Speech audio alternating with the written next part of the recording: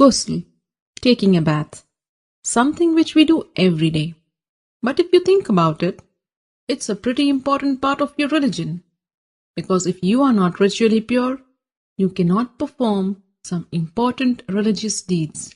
And how much time and effort you put into learning the correct manner of ghusl, and how consciously and how well you perform the ghusl, shows your concern for the way you stand before Allah. In this series, we will begin the discussion with the obligatory ghusl, which will be helpful to you when you are in a hurry or if there is not enough time to take a complete ghusl.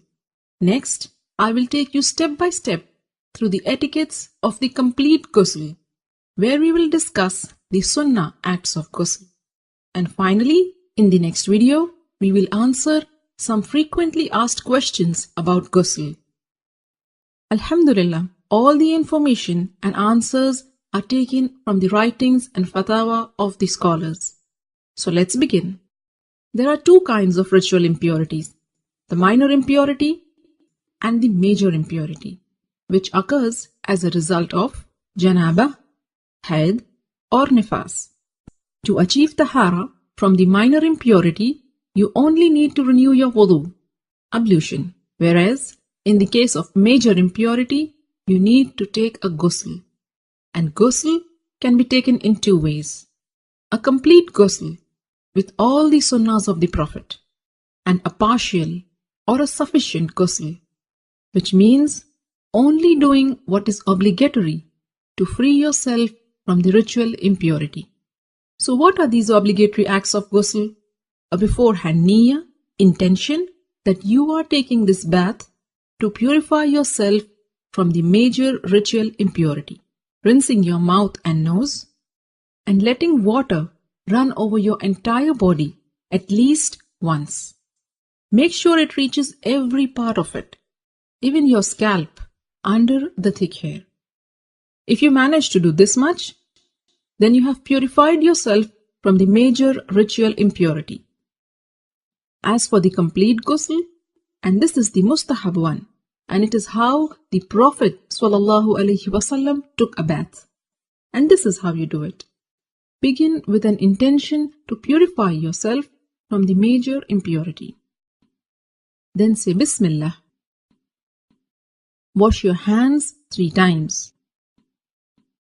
Then with your left hand, wash your private parts and anywhere else that is contaminated with traces of impurity.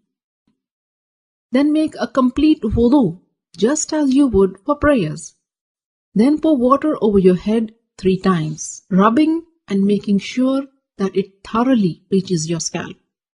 Some scholars said 3 times means once on the right, next on the left, and then in the center. And then pour water and wash the entire body, beginning with the right side, then the left, while rubbing it with your hands so that you are sure you haven't missed any part.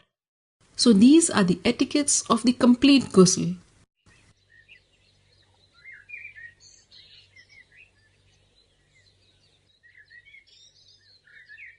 Ghusl essentially means letting water run over every part of your body. So if you are wearing a ring, you should move it. And if it is so tight that the water won't reach the skin underneath, then you have to remove it. Cosmetic items which form a barrier and prevent the water from reaching your skin must also be taken off.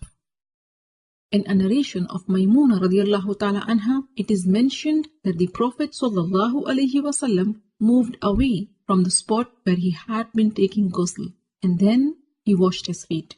Shaykh Ibn al-Uthaymin rahimahullah explained that what is apparent from the various narrations is that the Prophet washed his feet after ghusl only when there was a need, like if the floor is made of dirt, and if the feet are not washed, they will remain soiled.